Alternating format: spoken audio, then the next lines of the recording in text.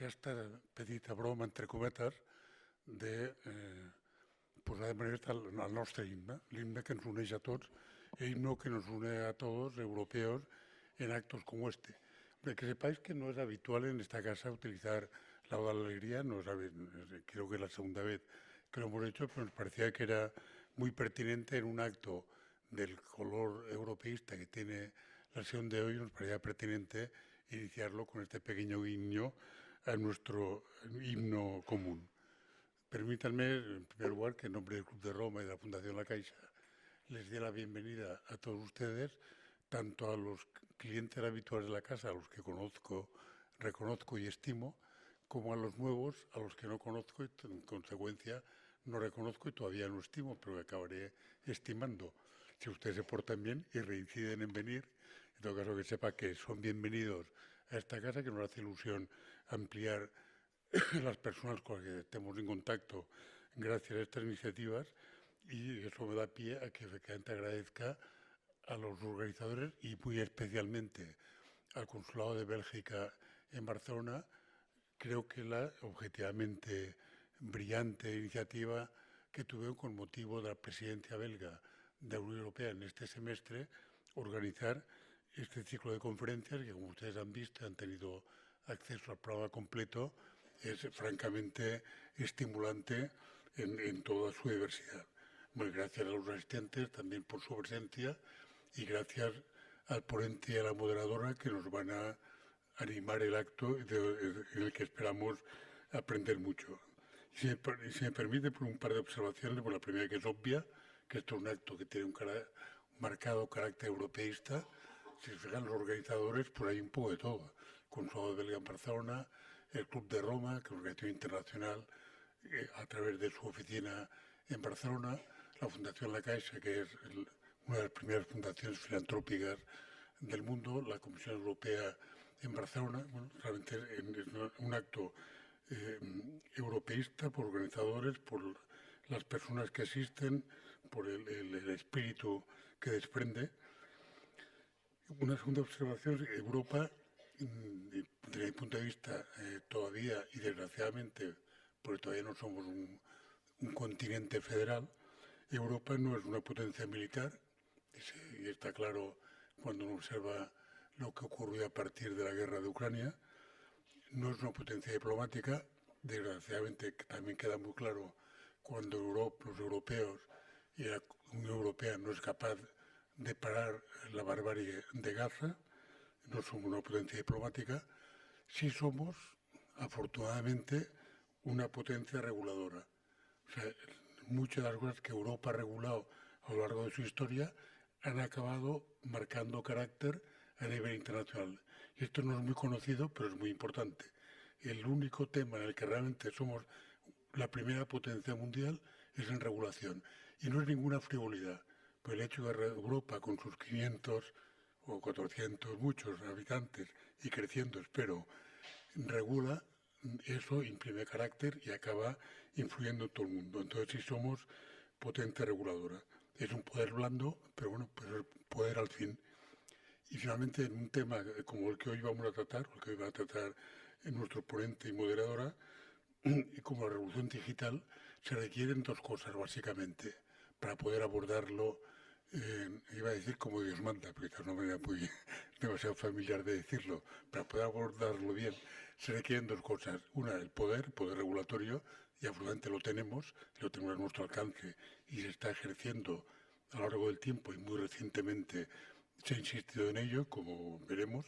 Y segundo, criterio, sabiduría para discernir cómo interpretar y cómo aplicar ese poder a los procesos en curso. Y también veremos hoy, y lo constataremos en unos instantes, que esa sabiduría está a nuestro alcance. Por eso agradecemos muchísimo tener la oportunidad de verificarlo en directo. Y muchas gracias.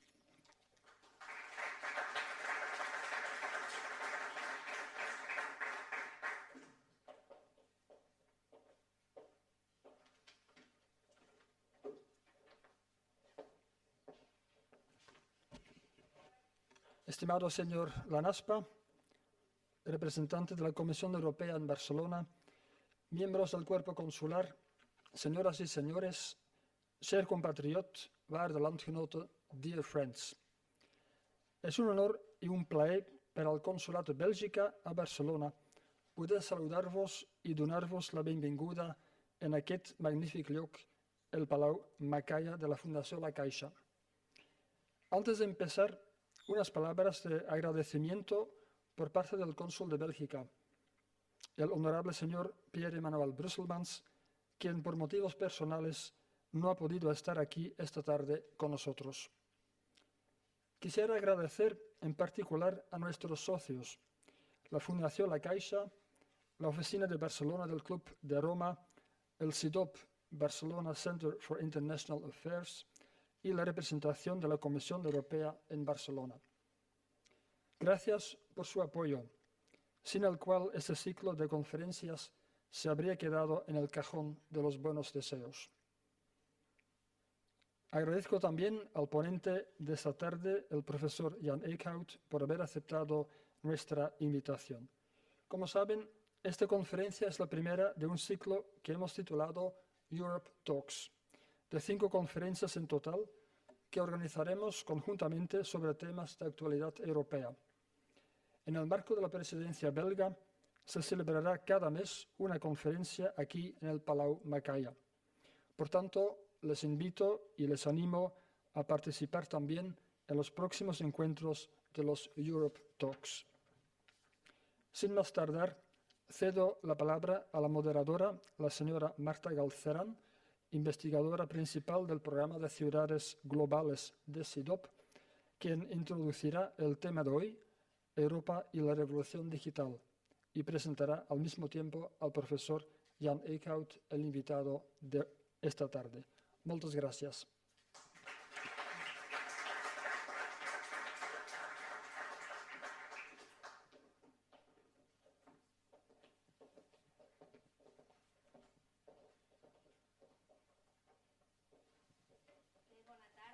Buenas tardes. Good afternoon. I'll be giving this introduction in English. Yo voy a hablar en inglés porque esta es la lengua que utilizaremos durante la conferencia de hoy. Y por favor, si alguien no puede seguir la lengua inglesa, pueden ustedes utilizar la interpretación simultánea. Y la parte del coloquio la realizaremos en castellano. Nosotros vivimos en la época digital. Europa desempeña un papel muy importante.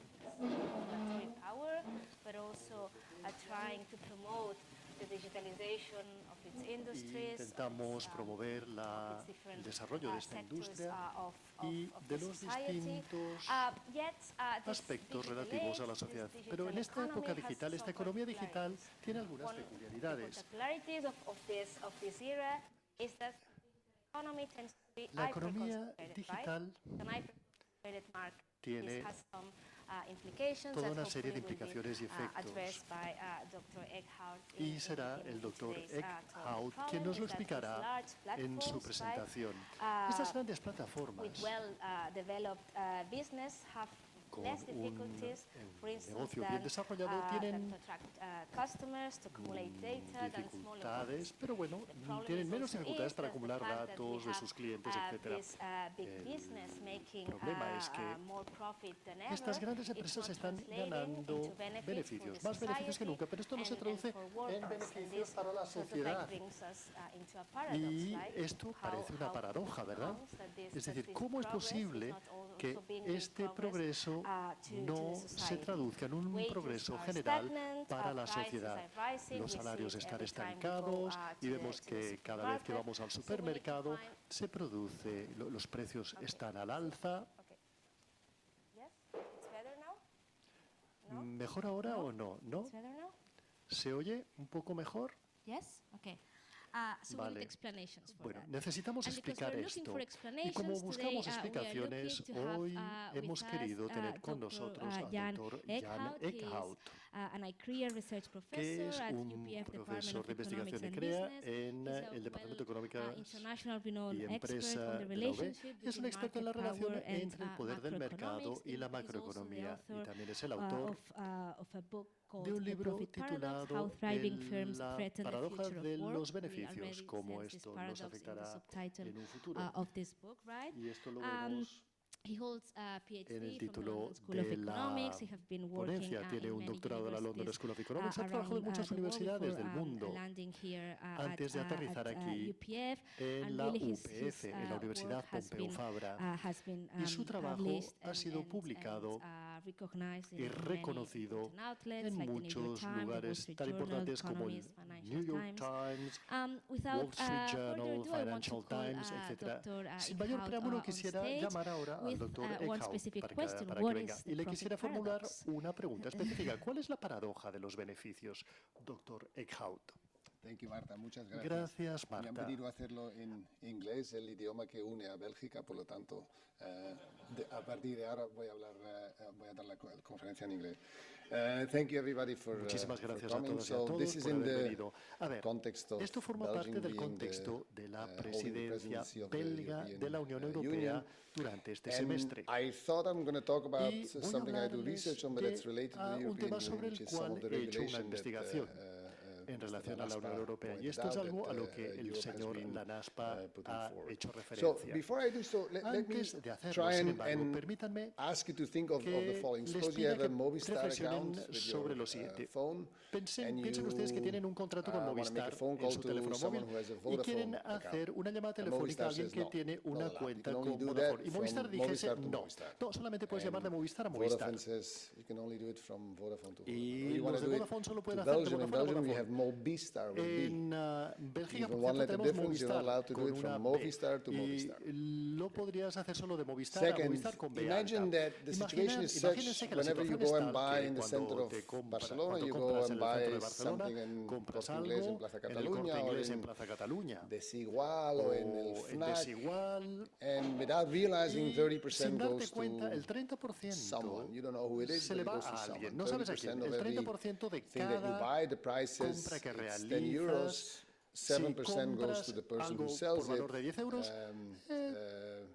3 7 euros, goes to the 7 person who euros sells it, 3 se euros le goes to this van al someone vendedor else. y 3 euros se le van a alguien más que no se That's the sabe second quién thing I es. want you to think about. And Esto the es third thing I want el you to segundo think tema about sobre el is que quiero que piensen you send an ustedes. email, El tercer you have tema a es que envías Gmail un account, correo you try to electrónico, send tienes it una to, cuenta for Gmail example, y to se la Paul quieres at enviar the Belgian a consulate. Paul en el I think consulado it's the belga. extension Creo que es la extensión diplobel.fed.be. Not allowed. diplobel.fed.eu. You're only allowed No to se te send permite, solo emails puedes from enviar Gmail to Gmail, correos or electrónicos de from Gmail a Outlook Gmail accounts to o de Outlook accounts. cuentas de Outlook a Why do I otras bring cuentas this de up? I Outlook. bring this ¿Por up qué because menciono esto? Pues menciono todo can I have esto. the slides, please? Thank you.